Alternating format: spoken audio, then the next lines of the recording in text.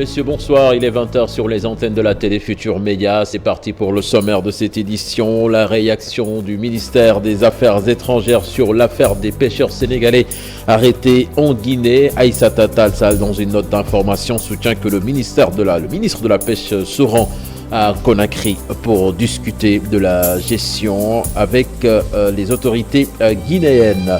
Élections législatives, le Conseil constitutionnel confirme le ministère de l'Intérieur. Les 7 sages ont rejeté tous les recours, ce qui confirme donc l'invalidation de la liste nationale de Yewwi Askan Wi et la liste nationale des suppléants de Benno Bokk Yakaar.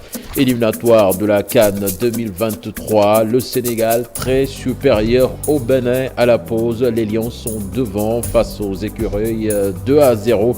En doublé de Sadio Mané. Du coup, Sadio, avec ce doublé qui devient le meilleur buteur de l'histoire de la sélection à égalité avec Henri Camara. Voilà le sommaire de ce 20h. Tout de suite, le développement.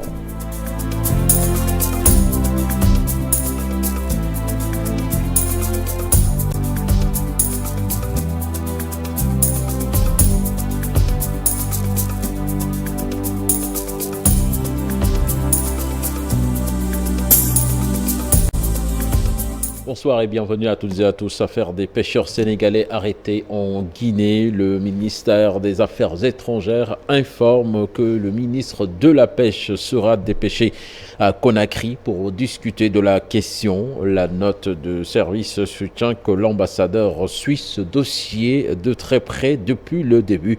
Rappelons que plus de 300 pêcheurs sénégalais sont partis pêcher en Guinée sans autorisation.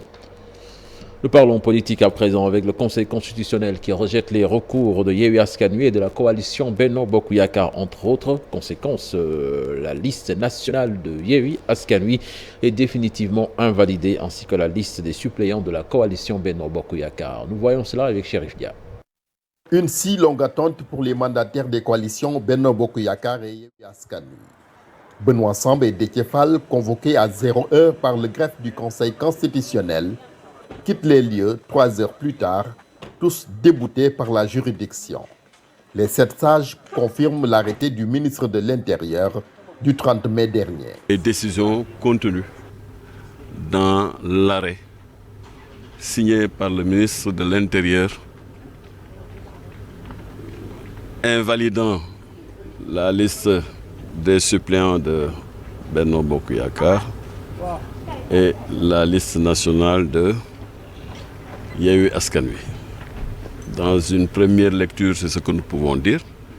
Maintenant, sûrement après concertation avec nos avocats, nous reviendrons plus en profondeur donc, sur les décisions qui ont été rendues par le Conseil constitutionnel. La déception est beaucoup plus grande chez le mandataire de Yewwi Askan Wi.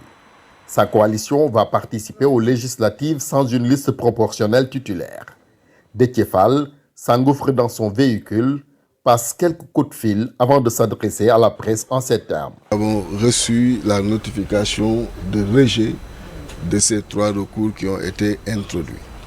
Ce qui nous met dans une situation inédite d'élection avec des moitiés de listes. Donc une situation innommable, une situation incompréhensible.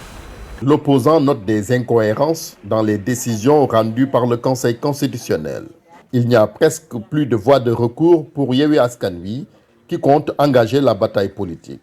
Ce n'est pas cette décision qui était attendue de ceux-là qui sont appelés sages et qui, à mon avis, n'ont pas respecté le droit parce que rien ne devait empêcher à la coalition Yewwi Askan Wi d'avoir sa liste des titulaires aux élections législatives du 31 juillet 2022.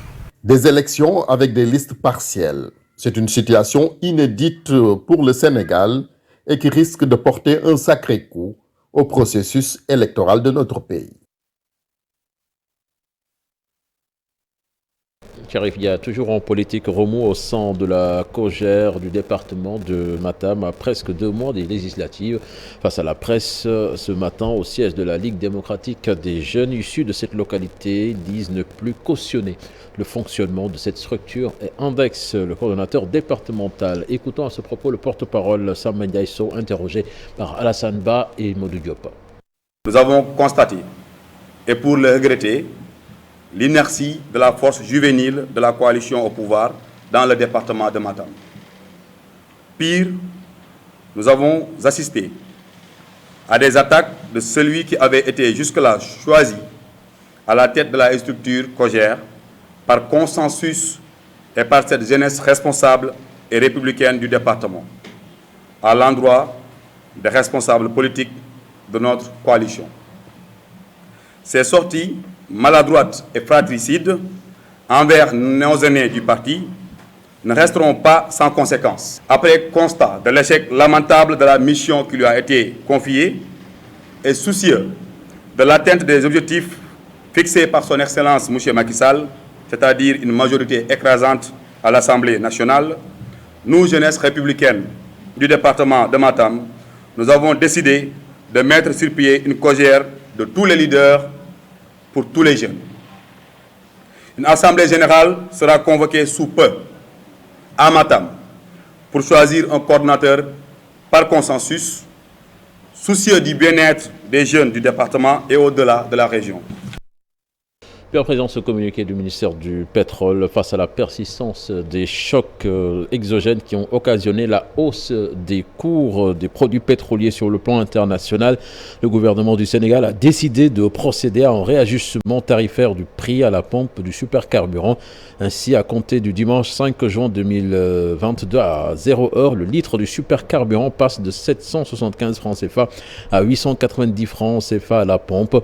Il convient de noter que malgré cette hausse, le gouvernement continue de subventionner le supercarburant dont le prix de revient non subventionné devrait être arrêté à 1182 francs CFA le litre à la pompe. Dans le souci de préserver le pouvoir d'achat de la plus grande majorité des usagers, le gouvernement a décidé d'un autre côté de maintenir les prix des autres produits de consommation courante, notamment le gaz butane, le gasoil, l'essence ordinaire, l'essence pirogue, le pétrole lampant et le diesel. Les prix de ces produits restent donc inchangés. Donc, c'est un communiqué du ministère du Pétrole. Nous parlons de religion à présent. Popenguine 2022, l'État a mobilisé 500 agents de santé, 30 ambulances et des médicaments à hauteur d'une dizaine de millions de francs CFA. Le ministre de la Santé et de l'Action sociale dans la ville sainte a invité les fidèles à se faire vacciner contre la Covid-19. Docteur Marie-Khémé Ngom, que je vous propose d'écouter au micro d'Abdourahmane Diallo. Dans la première étape, une étape de prévention et de promotion de la santé, nous avons le service d'hygiène, nous avons le SNEPS à côté de la Croix-Rouge, à côté de tout le système d'assainissement, mais à côté également des sapeurs-pompiers avec la régulation du SAMU pour voir tout ce qu'on peut faire en avant pour protéger et faire beaucoup de prévention. Mais le jour J également, c'est un monde, c'est un afflux de pèlerins sur un espace qui n'est pas tellement grand. Donc c'est un facteur déterminant pour vraiment beaucoup de transmission de maladies qu'on ne souhaite pas. Donc nous avons les postes médicaux avancés. S'ils sont plus ou moins débordés, c'est le centre de santé de Popenguine, les centres de santé de Mbour, l'hôpital de Mbour. Et nous ne le souhaitons pas s'il y a beaucoup de dégâts pour aller jusqu'au niveau, pour vous dire en tout cas l'importance de cette grande activité qui est aujourd'hui de portée internationale. Nous pourrons recourir même aux hôpitaux nationaux. Mais je pense que si on continue sur cette prévention, cette promotion, avec un accent particulier, les vaccins sont disponibles. Donc vraiment, allons nous vacciner pour nous protéger contre toutes les complications Covid-19. Après l'activité du lundi, beaucoup de services vont rester 24 à 48 heures pour pouvoir vraiment continuer la désinfection au niveau surtout des écoles, des maisons, des daara. Parce que comme vous le savez, ce sont donc des localités ou bien des zones qu'on a dû emprunter en tout cas pour pouvoir mener à bien nos activités. Les séries scientifiques toujours redoutées par certains élèves. Les orientations, en effet, vers cette série sont toujours en deçà des attentes. L'inspecteur Libas Diagne de l'UEF des Almadies revient dans cette interview sur les facteurs bloquants. Je vous propose de l'écouter, des propos recueillis par Aminata Baresso et Youssou Baro. Les facteurs sont multiples. Parce que souvent on dit que les scientifiques, c'est les mathématiques, c'est les sciences, c'est les SVT, c'est difficile. Et cette représentation maintenant suit les élèves, n'est-ce pas, d'année en année. Alors qu'en réalité, ce ne sont que des représentations. Donc s'il y a des professeurs de maths, des professeurs de SVT et de sciences qui sortent de la FASTEC, qui sortent des universités, qui ont leur master, leur DEA, leur doctorat, pourquoi pas les autres? Je l'ai évoqué tantôt dans mon discours. Nous avons tous le même nombre de neurones. Défi mathématique, c'est l'intitulé du concours donc organisé par l'école. Présentation de Marie, une compétition entre des élèves en classe de CM2 pour promouvoir les mathématiques dès le bas âge. Plus de détails dans ce sujet signé Aminata Baresso et Younous Diatta. De 450 litres. C'est un exercice auquel il commence à s'habituer. Pour la deuxième fois, l'institution Présentation de Marie organise ce concours spécialement réservé aux mathématiques. Nous avons constaté que dans nos écoles ici, au Sénégal en général, on a beaucoup plus d'élèves littéraires. Donc, les élèves qui choisissent les disciplines scientifiques à partir du lycée sont très peu nombreux. Donc c'est pour inciter les élèves à aimer davantage les mathématiques et surtout à embrasser les filières scientifiques plus tard dans leurs études. Les candidats au nombre de 24 sont tous des élèves en classe de CM2. Un challenge. Ces élèves ont un examen déjà d'abord à passer, le certificat d'études et l'entrée en sixième. Déjà, c'est pour leur donner leur goût et les préparer lentement à leur futur choix. Parce qu'il ne faut pas attendre d'arriver en classe de troisième pour pouvoir choisir sa filière. Pour départager les candidats, un jury est mis en place.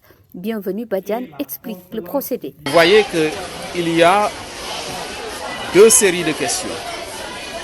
La première série compte 20 questions. La deuxième aussi comptera normalement, si le temps nous le permet, 20 questions. Bien. Alors, vous avez vu qu'à chaque fois qu'un élève trouve, il y a un jeton qu'on dépose. Le jeton compte 10 points. Nous allons réunir après à chaque fois que l'élève trouve tous ces jetons-là et nous ferons le décompte. C'est comme ça que le classement se fera après, pour voir qui est le premier. L'objectif recherché dans ce concours, pousser ces jeunes élèves à aimer les mathématiques. Et commercialisation et livraison de la farine, les meuniers suspendent tout. Libération Online a en effet appris que les meuniers ont décidé de suspendre jusqu'à nouvel ordre la commercialisation donc et la livraison de la farine. Et ce n'est pas tout. La semaine prochaine donc sera très compliquée pour certains travailleurs du secteur, avec notamment l'envoi en chômage technique du personnel non essentiel. Donc nous suivrons avec attention cette information. Et puis métier, opportunités du pétrole et du gaz, c'est le thème de la rencontre organisée par Petrosen à l'université Cheikh Anta Diop de Dakar. Une rencontre qui a permis aux différents acteurs régionaux, des sociétés impliquées dans le secteur, d'échanger avec les étudiants sur les opportunités que leur offre le pétrole et le gaz. Écoutons Manar Sall, le directeur général de Petrosen Trading et Services, interrogé par Mariam Ndiaye. Effectivement, comme ressources pétrolières, le peuple bi moo ko moom, il fallait que les étudiants, la jeunesse de manière générale, xam lan nañ si nar a def. lépp li nga xam ne wala nañ ko def pour que utilisation pétrole bi gaz bi amal njëriñ Sénégal def nañ ko état bi defar na ko parce que d'abord looy njëkk def mooy boo xamul foo jëm mënuloo fa yegg. Fii ak 2023 c'est sûr que ni premier baril de pétrole ak premier mètre cube de gaz dinañ yegg si fii si Sénégal, ce qui fait qu'on passera dans la phase exploitation. Donc am nañu yaakaar ni vraiment def nañ lépp pour mën a permettre l'exploitation à partir de l'année prochaine incha allah. D'abord boo na amee industrie pétrolière et gazière mooy am nañu yaakaar ni daanu mën a créer un peu plus d'emplois. Emplois yooyu c'est pour des Sénégalais, donc étudiants yi fi nekk tey suba ñoom ñëpp mën nañu yaakaar mën a dem liggéey ci société yi nga xam ne ñoo ngi liggéey ci pétrole et gaz.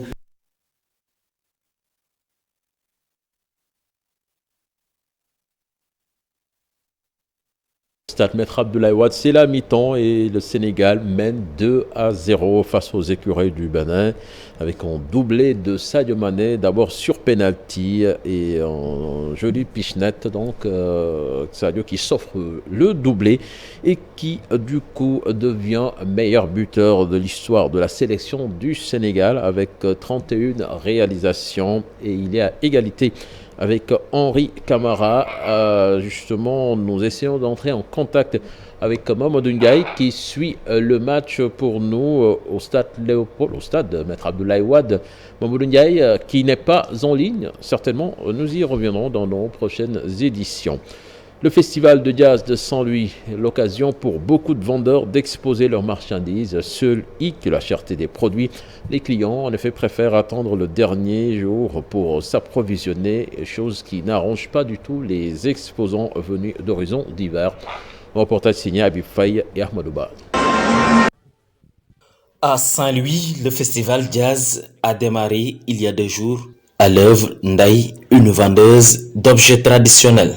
Elle joue gros en louant un stand à 200 000 francs pour 5 jours d'exposition. Je suis habituée des lieux, je participe souvent, mais c'est mieux, mais pas comme d'habitude.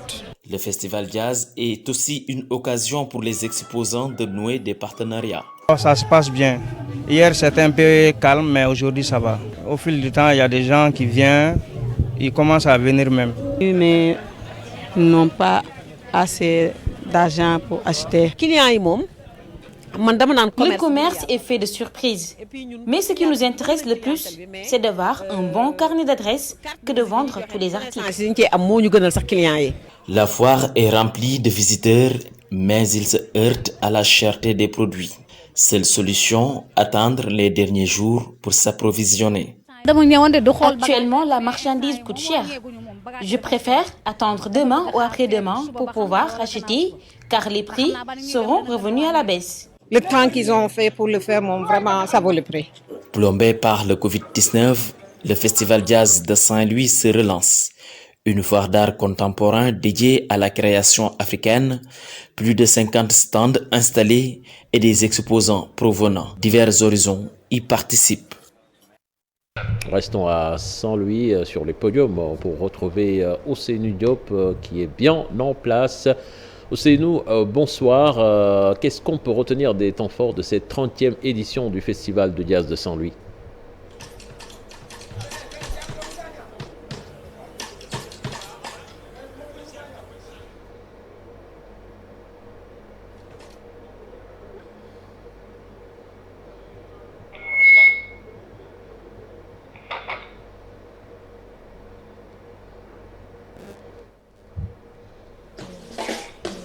Là, je pense qu'on a quelques soucis techniques pour rentrer en contact avec nos équipes présentes à Saint-Louis. Certainement, nous y reviendrons dans nos prochaines éditions. Voilà donc, c'est tout pour ce 20h. Retenez qu'à la mi-temps, le Sénégal mène 2-0 face au Bénin.